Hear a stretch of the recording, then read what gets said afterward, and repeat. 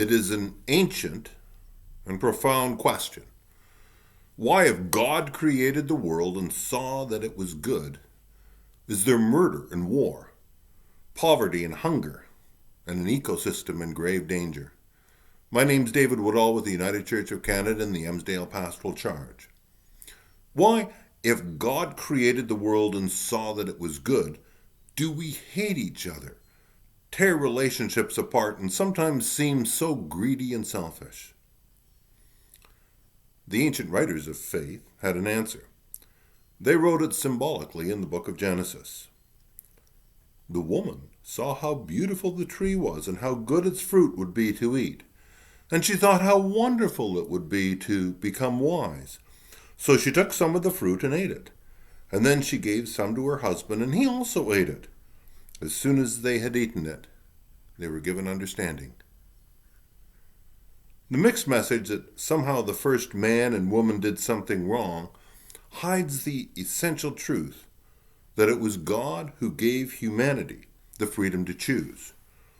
There are wise ways of living, but we choose our own actions. In the garden, humans wanted the knowledge of good and evil. The tree was there, and we could choose it. Do you remember the day your children went to school for the first time?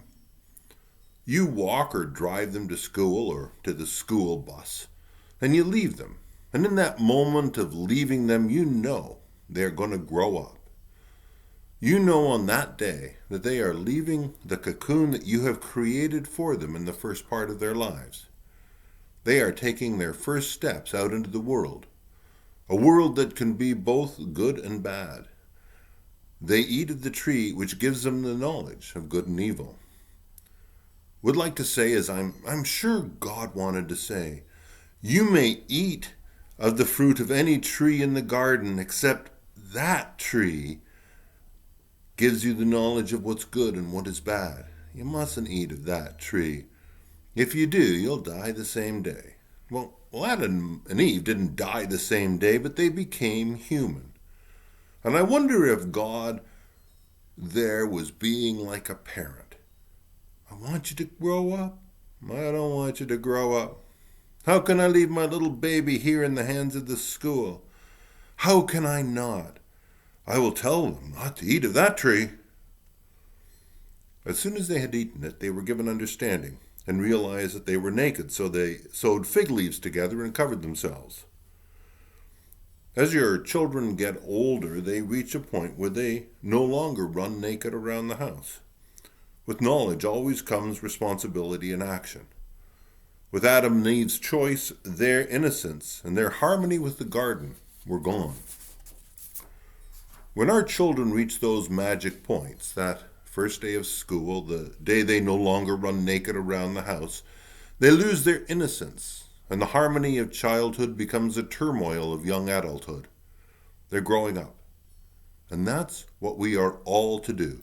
And not even God can stop us from doing that. The story of the garden says that they realized their nakedness and sewed fig leaves together. Now, some commentaries say this is a very amusing choice because fig leaves are very scratchy. Later in verse 21, we're told that God lovingly made clothes from animal skins for the humans as they left the garden. Parents pack those lunches for school. They send the care packages to their children off at college and university. The ancient writers of faith had an answer to the question of why, if God created the world and saw that it was good, is there murder and war and poverty and hunger and an ecosystem in grave danger? And their answer was simply this. God gave humanity the freedom to choose. No strings attached. Good and bad, right and wrong, our choice. Sometimes we don't choose wisely, and then awful things happen. Some people will say, well, isn't God in control? And I will say yes. But love is the control, not manipulation. You'll remember that old phrase, if you love something, let it go. If it returns, it's yours. If it doesn't, it never was. If you love someone, set them free. If they come back, they're yours. And if they don't, they never were. When Jesus was in the desert, the devil came to him and gave him choices. Each of those choices was essentially to either remain in the garden, be an illusion in life, Jesus, make food, rule kingdoms, jump off of buildings. Remember all those games you played when you were a kid? Remain in the garden. Or Jesus, leave the garden and enter real life. The Bible records Jesus is walking out of that wilderness into real life. The grandparents talked about their grandchildren growing up. One described it as moving down the driveway to the garden gate. Another talked of her watching her grandson. His mother had just asked him very nicely not to touch the lamp because it might fall over, and removed him to another part of the room. Jake toddled back to the lamp, reached out to touch it, and looked over to his mother to see what her reaction might be. Jake was growing up. And growing involves eating and tasting forbidden fruit and pushing at the limits. Jake is doing what God created him to do, just as Eve did what God created her to do. There will come a time when Jake takes a much larger hack at the umbilical cord, and that will send a shudder of pain through his parents.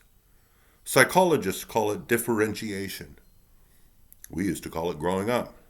The biblical metaphor is eating the fruit and leaving the garden. Jim Taylor, an author, writes this: I remember the day I gave up my own Garden of Eden. I had spent most of that summer working in the forests of coastal British Columbia. Spring had come to the mountain valley, growing from an orange tint on alder twigs into bright, star-like emerald of bursting leaves. Summer came, and the tangled undergrowth of wild blueberry bushes brought forth their purple drops of tart sweetness. Our tents looked out on frothing torrents and on lakes like crystal mirrors. And where I had once been a pallid city youth, I had grown tanned and healthy and confident in my ability. On what turned out to be my last day in the bush, we started out in the pouring rain, following an artificial line on a map up the side of a very real mountain. As the drips off our canvas hats trickled down our backs, we paused to watch an otter frolic on a sandbar. We waded thigh-deep through an icy swamp while a doe and her fawn, unafraid, drank from its verges. At the base of a cliff, we warmed ourselves at a campfire with wood abundantly waiting for us. And then we climbed the cliff, the nails of our boots scrabbling and scratching at the dark lichen coating the granite. Every time a foot slipped, the abyss below seemed to open up its arms. But no one fell. Only the scars scraped on the rock by our boots, and the pounding of our hearts and our breathlessness testified to the number of close calls on that climb. Finally, as the leaden skies cleared, we broke free of the dripping forests into an alpine meadow. Like giants among warped and shrunken scrub cedars, we strode towards the vanishing clouds. Cresting the ridge, we gazed across the broad valley 2,000 feet below, speechless at the majesty we are seeing. Yet that evening, while our supper dishes washed themselves in a burbling pool 2 steps beyond the fire, a helicopter came for me. After 6 weeks without a hot bath, it was time for me to have a few days off in town. I went. The next morning, the project manager offered me an office job. I took it. Like people all over the world from the beginning of time, I chose a warm bed, movies to see, a car to drive, and stores where I could buy the food I needed. And like people all over the world, I look back with longing at those days in the Isles of Eden, when everything I needed was provided for me, could I but gather it in. Life has always been that way. Throughout history, people have chosen hot baths and comfort over the simple natural life. And they're still doing so, as underdeveloped countries opt for industrial progress in spite of the price they might have to pay in pollution and social disruption. I suspect that's why the compilers of the Bible included the story of Adam and Eve in the garden. For when any of us taste of the tree of knowledge, we learn to make choices. We establish values, set priorities, and compare benefits. God didn't send an angel with a flaming sword to keep me from returning to Eden. God didn't have to. I made my choice. No matter how much I'd like to, I can't go back to Eden. None of us can. Ever. And it's choices that we come to here today. The temptations that steal us away from the dreams and visions that inspire our life. We walk away from our past, the Garden of Eden, into the future. But that walking is not a sad choice. It's a mark of growing up. We walk into the season of Lent, reminding ourselves of the gift and the responsibility that comes with the freedom of choice. Reminding ourselves that Christ is in our neighbor, and we're free to see that or to be blind to it. Reminding ourselves that it is in our relationships with each other and with God and with creation that the defining moments of faith occur. We walk away from innocence to a robust and strong faith, to a place of hope and visions and dreams. A long time ago, we left our Garden of Eden behind, and now we live and witness as a church, as a community of faithful people in a very real world that's sometimes wonderful and is sometimes very difficult. And I'd like to think today that we say to each other, why shouldn't we have dreams from time to time? Why shouldn't we heed the call, at least once in our lives, to rise above the everyday concerns that occupy us and reach for once towards one of God's visions, a vision of being the kind of people which deep in our heart we know can exist? Why shouldn't we be a place where spirits can be nurtured?